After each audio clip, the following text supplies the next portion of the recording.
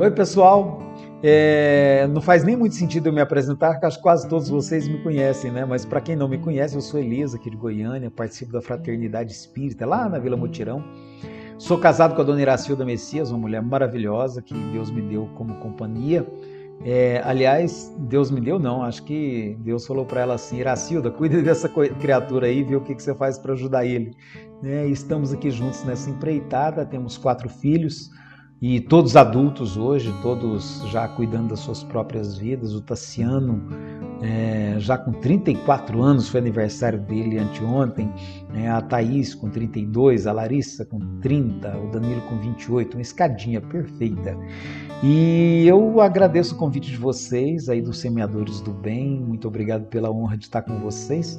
O Johnny me trouxe essa possibilidade e eu gostei muito, achei que é uma oportunidade muito boa. Parabenizo vocês pela iniciativa de estarem discutindo paternidade com Jesus em tempos de transição planetária. Isso é uma questão muito importante, uma escolha muito boa, porque a gente cobra muito das mulheres, das mães, e esses dias conversando em família aqui, nós homens somos muito pouco cobrados. Então que bom que vocês estão tendo essa iniciativa de discutir a questão da paternidade, que é tão pouco discutida. Fala-se muito em maternidade, nossa sociedade é muito machista, e aí a paternidade acaba ficando em segundo plano. Então que bom que agora, Dia dos Pais, a gente tem a oportunidade de rever, de repensar e de também ocupar o nosso espaço.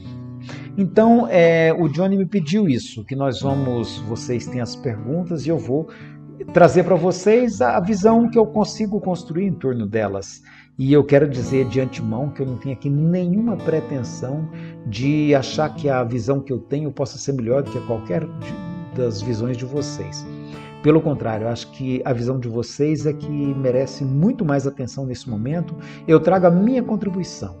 Se ela puder em algum momento somar com a sua visão de vida e de mundo, que bom, que talvez possa agregar alguma coisa. Mas não se preocupe se você discordar, porque é a gente que está vivendo a realidade que tem melhores condições de apreciar. Então, que tudo que eu trouxer aqui hoje de resposta para as questões que vocês formularam, seja apenas uma contribuição para se pensar, para ver se faz sentido, quem sabe pode ajudar de alguma maneira, mas que não passe disso. Eu sei que vocês, na sua consciência ligadas com a bondade divina, é que muito mais vão saber como lidar em cada situação. Nós vamos respondendo pergunta por pergunta, o pessoal vai apresentar aí a pergunta e em seguida os meus comentários, tá bom? Usem como acharem que deve. E eu agradeço a oportunidade de estar aqui com vocês, um grande abraço, vamos lá juntos agora para as nossas questões. Como encaminhar nossos filhos para uma vivência religiosa, de espiritualidade? E como fazer quando eles seguem uma religião diferente da nossa ou não se identificam com nenhuma crença religiosa? Bom, você pergunta sobre como encaminhar nossos filhos para uma vivência de religiosidade e de espiritualidade. Eu penso que a melhor maneira é cultivando religiosidade e espiritualidade na nossa vida familiar. A gente cultivando. Porque não é questão de encaminhar, é questão de criar essa cultura na vida familiar. Ver bons filmes, filmes que trabalham a questão da nossa espiritualidade. Eu não estou me referindo aqui a ver o filme espírita não, tá, gente? Porque nem sempre os nossos filhos vão gostar dos filmes espíritas. A gente tem que admitir que os nossos filmes espíritas nem sempre têm aquela qualidade cinematográfica que a gente gostaria. Eles vão gostar das coisas que interessam a eles, mas muitas dessas coisas que interessam a eles podem ter também espiritualidade, pode ter religiosidade envolvida. Então eu penso que a gente precisa criar esse clima dentro de casa, ver bons filmes, ler bons livros, ter hábitos de estudo, ter um momento de oração em família, de estudo em família, de o culto do evangelho no lar, se for o caso. A gente precisa ter esses momentos. E eu penso que mais importante do que encaminhar, portanto, é cultivar. E quando eles seguem outras religiões? Eu diria que é muito pouco provável que eles sigam a nossa. Cada filho tem uma mente que vem de uma história de vida, de um passado espiritual, tem suas preferências ancestrais que a gente não conhece, e é muito natural que eles não queiram seguir a nossa religião, a gente não tem que se preocupar com isso. Se seguirem, ótimo, mas se não seguirem também que isso não seja problema. Até porque, na perspectiva que Kardec pensou o Espiritismo inicialmente, o Espiritismo nem seria uma religião. Ele seria uma maneira de ver e de pensar a vida e o mundo que qualquer pessoa de qualquer religião poderia abraçar. Kardec imaginava que a pessoa podia ser muçulmano e espírita, protestante espírita, católico espírita. Então, não vejo isso como uma preocupação. A maior preocupação que eu vejo é se eles vão ser pessoas dignas, boas, generosas, solidárias. Isso sim deve nos preocupar. Inclusive a questão de ser ateu, se não identificar com crença religiosa nenhuma, ou se nem em Deus acreditar, porque não concorda com nenhuma dessas explicações a respeito de Deus que a gente inventa, inclusive isso não deve nos preocupar. Esses dias, vendo uma pesquisa aí, eu descobri que as pessoas que se afirmam ateus, entre eles, há mais pessoas generosas e solidárias com estranhos do que entre as pessoas religiosas, que normalmente são mais caridosas dentro dos preceitos da sua religião. Então achei essa pesquisa muito interessante e a gente tem que confiar que os nossos filhos saberão fazer suas escolhas, sobretudo se a gente oferecer uma base familiar adequada nesse sentido. Vivemos numa época em que os nossos filhos ficam muito expostos à internet, às redes sociais e aos jogos eletrônicos. Como fazer? Controlar, proibir ou deixar livre? Sobre os nossos filhos ficarem expostos à internet, redes sociais, jogos eletrônicos, vou dizer, olha, infelizmente essa é uma realidade que não tem jeito de a gente mudar. A gente vai ter que aprender a conviver com ela. As mudanças tecnológicas vão acontecendo e a gente é que se adapta, a gente não tem controle sobre elas. Então, quando diz assim sobre como controlar, proibir ou deixar livre, eu acho que não é nenhum dos três. Sabe, acho que é participar das coisas com os nossos filhos, tentar entender os jogos que eles jogam, as brincadeiras que eles fazem, os vídeos que eles veem, participar, curtir com eles as coisas engraçadas que eles encontram. Eu penso que esse é o maior desafio. Os meus filhos sempre me traziam coisas assim muito da vibe deles, né? Então me trouxeram Porta dos Fundos, me trouxeram personagens bizarros de internet. Eu penso que a gente tem que estar aberto para essa convivência, que nós não vamos conseguir controlar. Não há como controlar. Eles precisam do computador hoje para estudar. E a gente não vai ficar vendo o que eles acessam o tempo todo. Não há como proibir. Tá? E não é questão de deixar livre, é questão de compartilhar isso junto, de cultivar essa proximidade, de estar mais junto sempre, estudando junto sempre quanto possível. Trabalhar, sim, a questão do bom senso no uso da tecnologia. Claro que se meu filho estiver varando noite em computador jogando, isso tem que ser uma coisa para me preocupar, sim. Mas para me preocupar no sentido de procurar entender isso e, às vezes, até, se necessário, pôr limites mesmo, claro. Às vezes chamar, conversar, dialogar, falar, meu filho, peraí, tá passando da conta, desse jeito não tá legal. Desse jeito não tá legal, né? Tá muito, a gente tem uma vida familiar. Então, assim, eu diria que é caminhar junto, sabe? Porque não tem receita essas coisas, não. Mas se a gente for próximo, se a gente estiver acompanhando, se a gente estiver participando, a gente vai perceber com mais facilidade e vai evitar algum excesso que possa se tornar um processo doentio, né? Porque pode se tornar doentio se a gente não tomar muito cuidado. E às vezes, com todo cuidado que a gente tome, ainda assim pode se tornar doentio. Eu diria que é preciso a gente estar acompanhando junto, sabe? E entendendo que a vida dos nossos filhos, eles quase sempre vão construir um pouco com a nossa ajuda, mas muito por conta deles. Olá, gostaria que você comentasse a seguinte situação sobre os pais vivos ausentes, isto é, aqueles pais que mesmo morando com a família, não participam afetivamente da vida de seus filhos. A questão dos pais ausentes, acho que é uma questão realmente muito delicada. Quando eu li essa pergunta pela primeira vez, ela me causou um impacto muito forte, porque eu fiquei pensando o que leva um pai que mora com a família, mora junto com os filhos, com a esposa, e que permanece ausente dessa vida familiar. Quando eu li essa pergunta, a primeira coisa que me passou pela mente, o que está acontecendo na mente, nas emoções desse pai? Sabe, o que está acontecendo com ele? O que ele está sentindo? Porque não é normal, não é o que se espera. O que se espera de uma vida de família é vida de curtição, é a gente curtir nossos filhos, a gente brincar com eles, ter momentos de alegria, cantar junto, passear junto, viajar junto. É isso que a gente espera de vida em família. Se isso não está acontecendo, tem alguma coisa muito delicada no lugar que a gente precisa entender. Talvez seja caso de buscar ajuda espiritual, buscar ajuda no centro espírita, talvez seja caso de procurar um psicólogo, às vezes um terapeuta familiar, que possa nos ajudar a ver o que está acontecendo, ir às causas desse problema. Porque do ponto de vista de uma visão espiritual de vida, não faz sentido eu estar junto com todo mundo e não estar desfrutando das possibilidades que essa vida me oferece. Eu penso que é preciso estar muito atento. E se está acontecendo isso com você em particular, né, busque ajuda. Busque ajuda. Não aceita uma vida infeliz para você. Porque ser infeliz não é opção nesse mundo. Esse mundo é um mundo de Deus. Esse mundo é uma escola abençoada. A Veneranda diz que é a escola que foi criada para os filhos do grande rei. Então nós temos que curtir muito essa vida e esse mundo. E se a gente não está dando conta, a gente tem que buscar ajuda e ver o que está acontecendo no nosso mundo interior. O que está nos impedindo. Né? Essa vida tem que ser plena. A vida em família tem que ser muito gostosa. Tem que ser para a gente sentir saudade depois, quando ela terminar, porque o tempo passa e nossos filhos se vão. Tem que ficar saudade desses momentos que tem que ser inesquecíveis.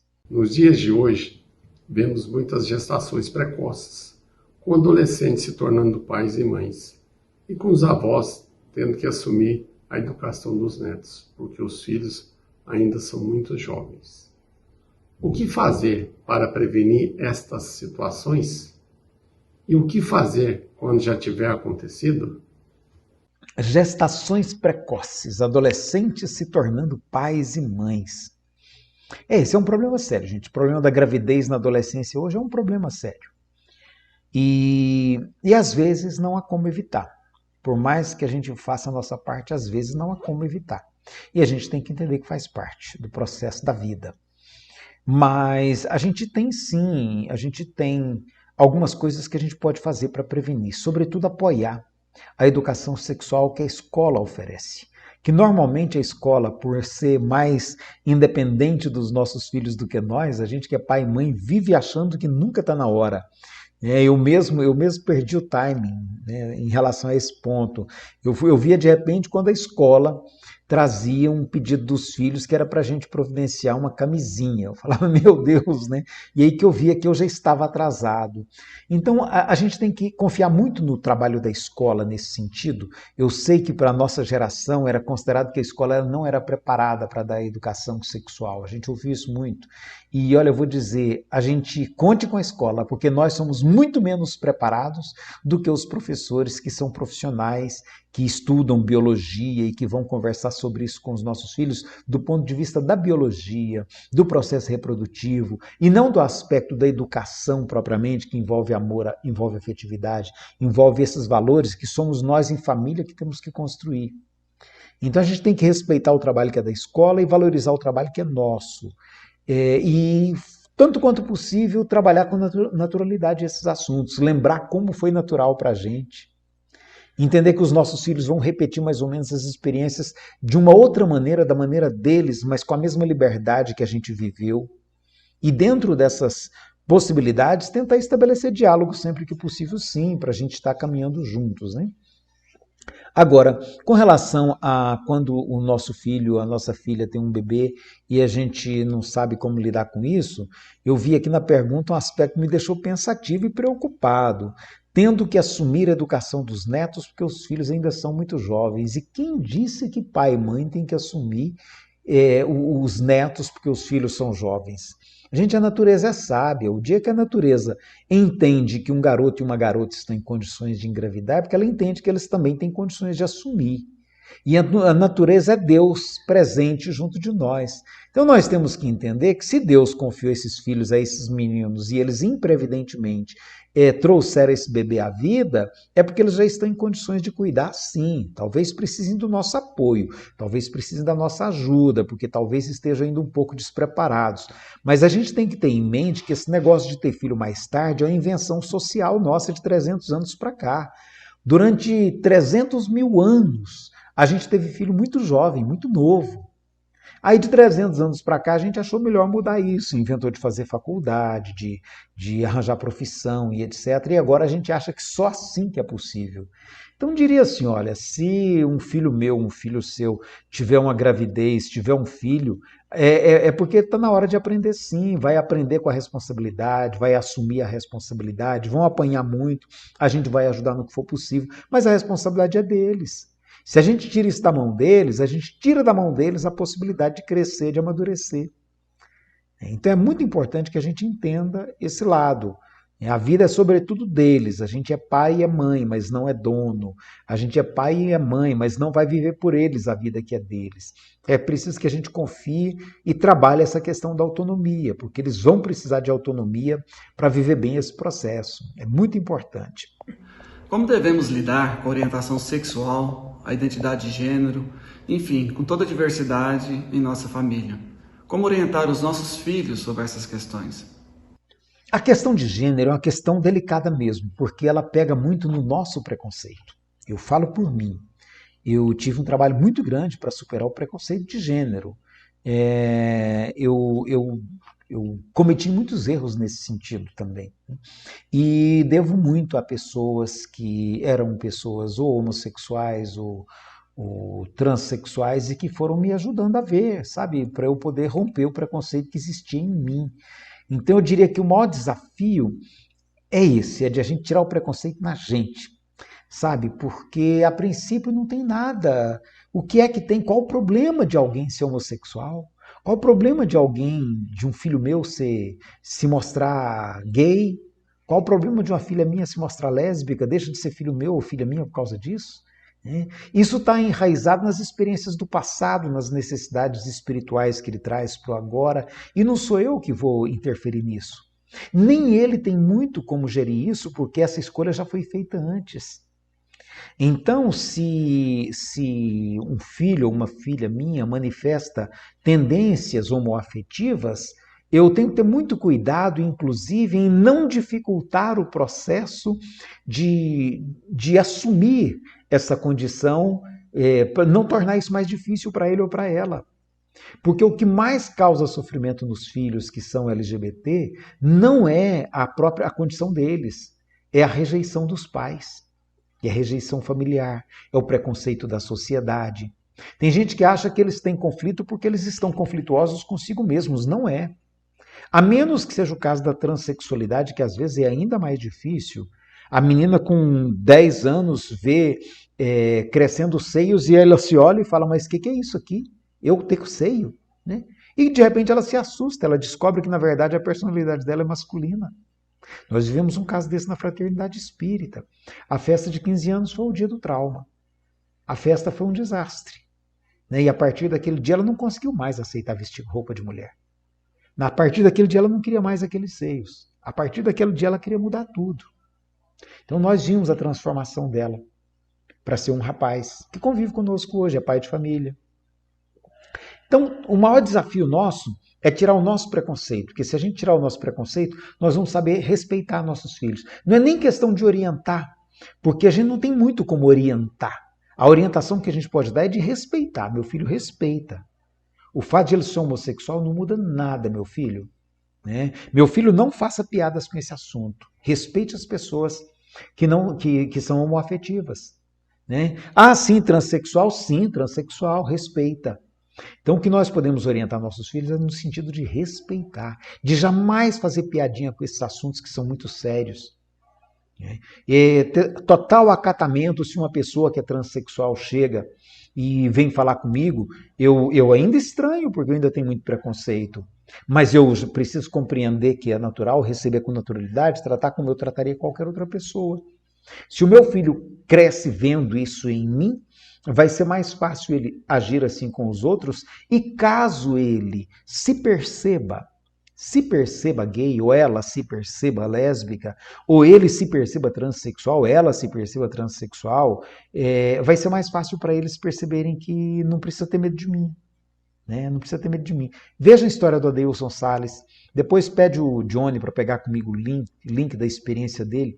O Adeilson Salles tem uma narrativa belíssima do dia que o filho dele falou: pai, sinto muito, eu não sou a pessoa que você pensa. Né? E se apresentou para ele com outro nome feminino. Então ele teve muita dificuldade de processar. Ele falou, ele conta a história dele, a história é belíssima, vale a pena. Né? Então, assim, a gente precisa estar preparado, que pode ser que os nossos filhos amanhã digam: pai, eu não sou quem você pensa. E que bom se a gente falar: não tem problema, meu filho ou minha filha, né? Ou como a Adeilson Salles falar: e como é que eu te chamo agora? Eu aprendi a chamar de meu filho. Como é que eu te chamo agora como minha filha? Como é que eu vou te amar como minha filha? Então a abertura primeiro precisa estar em nós. E aí a gente vai saber, não diria orientar os nossos filhos, a gente vai saber que os nossos filhos, eles são nossos filhos em qualquer condição que eles se mostrem. Por mais que a gente ainda não esteja muito preparado para isso, e a gente nunca está mesmo. Como disse uma colega minha filha, ela tem 2 filhas lésbicas. Ela falou: minhas filhas, eu quero que vocês me ensinem como é ser mãe de 2 moças que namoram outras moças, e não rapazes, como eu sempre pensei. Então é um desafio, sim, mas nossos filhos saberão nos orientar caso seja necessário. A gente tem que confiar nisso. Mais do que a gente orientá-los, eles saberão nos orientar. Uma das nossas preocupações é que os nossos filhos venham se envolver com álcool e com drogas e se tornarem dependentes químicos. O que fazer para prevenir? E o que fazer quando estes filhos já são dependentes? A preocupação do envolvimento com álcool e com droga, eu diria que ela começa sobretudo na nossa vida familiar. Qual que é o espaço que as drogas têm na nossa vida familiar? Eu estou falando assim, gente, porque a gente costuma achar que droga é só droga ilícita, tá? E eu acho que esse é o primeiro mito que a gente tem que desfazer. Tá? Álcool, cigarro, aliás, brincando, né? Mas que é sério, até café em excesso é droga. Então a gente tem que entender que droga é qualquer substância que, usada de formas inadequadas, pode nos causar reações também inadequadas. Então a gente tem que ter essa abertura. Então, qual que é o espaço que as drogas têm na nossa casa? A gente usa álcool para comemorações, a gente usa álcool para os aniversários, para as festividades, a gente sai para ser feliz usando álcool. Como é que é isso? Graças a Deus o cigarro hoje muito pouca gente usa, é um problema mais resolvido na sociedade, mas o álcool ainda é um grande desafio. E é bobagem, porque entre o álcool, a maconha e outros tipos de droga é só questão de oportunidade.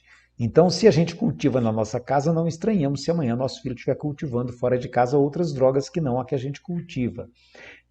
Porque para eles todas são iguais e, no fundo, eles acabam tendo razão, que não há diferenças significativas, a não ser alguns riscos que são maiores, alguns danos que são maiores, alguns problemas, além da ilicitude, que normalmente envolve também com a criminalidade, o que é outro risco também muito grande. Né? Assim como o álcool me leva a acidentes de trânsito que também podem ser criminosos. Então é delicado, a gente tem que ver o que a gente está criando no ambiente familiar. Agora, então, essa é a prevenção, né? Discutir isso abertamente, conversar isso abertamente, não nos iludir que nossos filhos não vão experimentar, porque vão, tá? Meus pais nunca souberam quando foi que eu experimentei a primeira vez. Eu experimentei pinga, eu experimentei cerveja, eu experimentei cigarro, né? Não experimentei outras, acho que faltou oportunidade, mas é possível que eu tivesse experimentado. Tudo isso na adolescência. Então, e sei que meus filhos experimentaram. Então, assim, não adianta a gente fechar os olhos, isso vai acontecer. Agora, que a gente tenha um nível de diálogo, de abertura, para que isso não seja problema. E caso algum deles amanhã se mostre dependente, que a gente se lembre que a dependência dele é, sobretudo, um desafio para ele aprender a lidar com ela. Vai nos afetar, a gente também vai sofrer um pouco junto, a gente também vai ter que aprender a lidar com a dependência do nosso filho, mas a gente tem que entender, sobretudo, que é um problema que é dele. É ele quem precisa solucionar e não nós. Nós não temos poder para solucionar a dependência química dos nossos filhos. A gente interná-los compulsoriamente é um ato de covardia, não é ato de amor. sabe? Porque isso não vai resolver. A taxa de eficácia dessas internações é próxima de zero. Então, é bom que a gente, caso a gente se veja nessa situação, a gente busque um grupo de ajuda mútua para nos orientar enquanto pais. Nos orientar enquanto pais. Claro que se o nosso filho resolver procurar também, maravilha, mas ele vai fazer isso quando ele achar que deve ou ela achar que deve. Então a gente tem que estar muito, muito confiante que tendo orientado, tendo que feito tudo, a gente vai ter que entender que o jogo é com eles. O jogo é com eles, a gente não tem como sofrer por eles as consequências das decisões deles, a gente não tem como impedir que eles façam uso, então a gente tem que deixar bem claro que o jogo é com eles e buscar ajuda, gente, sobretudo buscar ajuda, porque não é fácil, são quadros muito dolorosos sim, e aí tem Al-Anon, tem os grupos, vários grupos aí das drogas, os grupos que trabalham com drogas ilícitas também. Tem vários grupos para pais, grupos para usuários. Vamos buscar ajuda que só pode nos fazer bem. Eu tive 3 filhos, um homem e 2 mulheres. Uma das meninas, Natália, faleceu aos 9 anos de idade. Desencarnou, né? Como nós espíritas dizemos, vitimada pela plasia de medula óssea, por incompatibilidade genética. O que dizer aos pais que estão passando ou que vierem passar por esta experiência desagradável, né, de perder um filho, principalmente nesta pandemia que está ceifando tantas vidas pelo Covid-19? A perda de um filho nunca é um processo fácil de ser assumido por ninguém, por nenhum pai, nenhuma mãe. Então nós temos que ter muito respeito pela dor de quem perde um filho. A gente já tem dificuldade de aceitar a desencarnação quando ela é aquela natural dos pais que se vão primeiro. Agora imagina quando inverte essa situação e é o filho que vai primeiro, ou a filha. Ainda mais nessa situação de infância, 9 anos de idade. Eu não gosto nem de pensar do que significa uma dor dessa. E aí a gente tem que entender que cada pai, cada mãe vai ter um processamento diferente. Para alguns vai demorar um tempo, mas vai passar. Para outros não passa nunca. Eu me lembro da minha mãe, mais de 40 anos depois da morte da minha irmãzinha, ela ainda lembrava.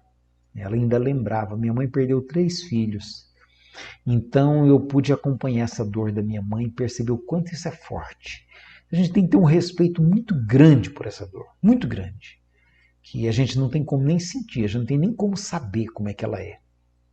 Então eu diria que esse é o primeiro desafio, do respeito. E agora, nesse caso, nós estamos vendo aí da pandemia, há 2 riscos que a gente tem que tomar o cuidado. Nem de naturalizar, gente, porque não tem como a gente achar que é natural o Brasil ter 10 vezes mais mortes que a média mundial. E a gente achar que é natural, achar que é de Deus, que achar que está tudo bem. Não podemos naturalizar. Então, às vezes vai ter pai que vai revoltar sim, a gente vai entender. A gente vai acatar essa revolta porque ela é justa. A gente, nessa hora, não é a hora muito da pregação religiosa, é a hora do abraço, é a hora do aconchego, é a hora de dizer, olha, meu amigo, estou aqui do seu lado, estou com você, né? Confia que Deus vai te dar força para você passar por isso, porque não tem muito como a gente tirar a dor que essas famílias estão vivendo com a perda dos seus entes queridos nesse momento, não. Não tem muito, né? A gente pode até falar de espiritualidade um pouquinho, naquele sentido, olha, de vamos ver se Deus abençoa que um dia desse, a hora que você menos espera, você está sonhando com ele ou com ela, né? E você está podendo reencontrar essa criatura que você ama em sonhos. Mas isso não mata a dor da perda, isso não elimina a dor da perda. Então a gente tem que ter muito cuidado e muito respeito e, sobretudo, acolhimento. Sabe, se é uma pessoa próxima de nós, vamos estar junto. Às vezes em silêncio, só sentar junto, deixar a pessoa falar. Às vezes a pessoa fala, a gente só ouve. Às vezes é um abraço, sabe, mas sem a pretensão de resolver isso para ele com os nossos conselhos, com a nossa orientação, que não vão resolver. Então a gente tem que ter muito cuidado, a gente que é espírita tende a querer, né, falar da vida depois da morte, etc. Olha, a pessoa já sabe de tudo isso no fundo do coração. E quando acontece uma perda dessa, mais do que nunca ela percebe isso. Então eu diria que é a hora da solidariedade, a hora de estar junto, sabe? Às vezes sem dizer nada, mas estar ali presente para que a pessoa sinta que tem um irmão do lado. Eu acho que esse é o maior desafio.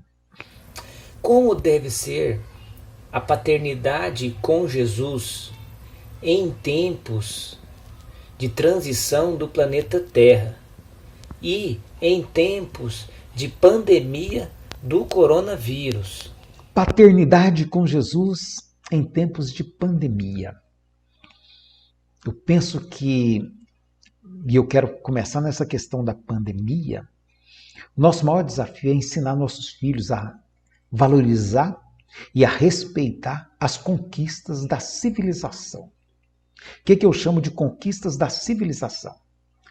Olha, até pouco tempo atrás nós vivíamos sob o arbítrio de monarcas prepotentes que queriam governar o mundo pelas suas próprias cabeças. A gente viveu isso na monarquia, a gente viveu isso até pouco mais de 200 anos atrás. A Revolução Francesa foi quase em 1800. E Kardec viveu exatamente na época pós-Revolução Francesa. Por isso que a gente vê nos livros de Kardec tanta preocupação em mudar as instituições para que elas sejam instituições mais adequadas a uma vida mais solidária, mais humana, mais fraterna. Falar tanto em mudar as nossas leis, os nossos costumes. Kardec trabalha isso com muita ênfase ao longo de toda a obra dele, porque ele viveu ali depois da Revolução Francesa, quando a França foi um dos primeiros países a romper com a monarquia e a tentar estabelecer um sistema institucional, um sistema republicano, que foi uma grande conquista que depois vários países vieram atrás, também implantando esse modelo, inclusive o Brasil. Então, eu penso que a gente tem que ensinar nossos filhos a valorizar muito as conquistas da civilização. E falando de pandemia, eu quero dar dois exemplos. A gente vê aí todo mundo dando palpite a respeito de tudo quanto é assunto. E agora todo mundo, com rede social, então, todo mundo acha que pode dar palpite. A pessoa pega o celular dele, dá a opinião e solta. Gente, nós temos para isso organismos criados pela sociedade civilizada para nos dar o respaldo nesses momentos delicados que a gente vive. Então, por exemplo, nós temos uma organização das Nações Unidas que foi criada para tentar evitar o drama da guerra. E dentro da Organização das Nações Unidas, nós temos a Organização Mundial de Saúde, que foi criada para fazer face a esses momentos de pandemia, aos momentos de calamidade pública. Então a Organização Mundial de Saúde, ela tem ali 50 médicos, os melhores médicos de 50 países, e que formam um colegiado. Entre eles tem divergência, tem briga, tem discussão. Um não concorda com o outro, mas ao final eles vão ter que chegar num consenso na hora de dar um parecer oficial em nome da instituição. E esse parecer, ele vai ser decidido por maioria de votos. É a vantagem da democracia. A mesma coisa nós temos no Brasil, no Conselho Nacional de Saúde. Nós temos 48 médicos. 48 médicos que representam as mais diversas instituições de governo, de sociedade civil, e que na hora de orientar a sociedade com relação ao uso ou não uso de determinados medicamentos, na hora de aprovar determinadas medidas, eles têm responsabilidade com isso. Eles também brigam entre si, uns defendem hidroxicloroquina ou ivermectina, uns defendem, outros vão contra. Eles vão pesquisar, vão buscar fundamentação científica e no final vão ter que chegar a um consenso e falar, ó, esse documento aqui representa o pensamento dessa instituição, porque foi validado pela maioria dos votos dos seus conselheiros. Então nós temos que ensinar nossos filhos a valorizar muito as conquistas da nossa civilização. Porque senão a gente vai voltar à barbárie de cada um faz o que quer, dá a opinião que quer e faz do jeito que acha melhor. E aí nós vamos ter o quadro que nós temos hoje, né? 10 vezes mais morte que no mundo inteiro, que é a média mundial. Para quê? Para quê? Que ganho nós temos com isso?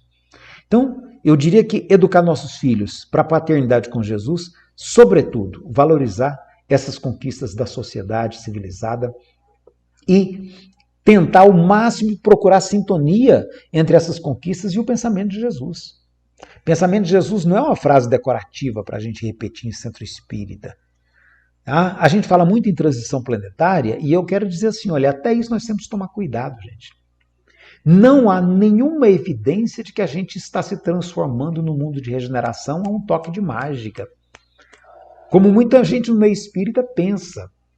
As mudanças, quando Kardec divide lá em 4, planetas primitivos, provas e expiações, regeneração e mundos superiores, mundos felizes, não dá para pegar todos os planetas, os bilhões, trilhões de planetas que existem no universo, e colocar em 4 categorias. Isso é um processo didático que Kardec está usando. Isso é um recurso didático.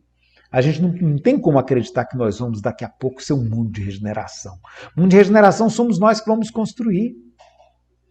Então eu diria que o maior desafio nosso da paternidade com Jesus é a gente ajudar os nossos filhos a incorporarem no seu pensamento a ideia de que nós temos que transformar esse planeta nosso num planeta que seja regido mais pela solidariedade, num planeta que seja regido mais pelos sentimentos de fraternidade, que as leis sejam muito mais voltadas para um processo educativo do que punitivas, que as leis sejam tais que, se forem aplicadas com o meu filho, eu concordo que elas são justas, como eu concordo que quando elas são aplicadas a terceiros. Então, mais do que nunca, nós temos que pegar os princípios de Jesus e ajudar nossos filhos a perceberem que esses princípios é que vão nortear essa sociedade, que eles vão ajudar a construir para o futuro. Porque é uma sociedade que nós é que vamos construir, gente. Não vai acontecer um milagre do mundo espiritual para a Terra. Não vai. Deus não vai transformar o mundo. Deus transforma o mundo através das nossas mãos. Então eu diria que paternidade com Jesus, sobretudo, é pegar o modelo do Evangelho para que ele paute cada uma das nossas decisões, para que ele paute cada uma das nossas atitudes, cada uma das nossas escolhas. Tem um livro de um pastor protestante, um chinês, que mudou para os Estados Unidos, que eu acho lindo o nome dele. O nome dele é Em Seus Passos, que faria Jesus? Belíssimo. Então eu diria assim, olha, você como pai, eu como pai, né, na hora de orientar meu filho, se fosse Jesus nesse momento agora, como é que ele faria? A gente não vai errar. A gente não vai errar. Eu penso que, sobretudo, sabe, não acreditar em transição milagrosa não, que não vai acontecer, não virão seres de outros planetas.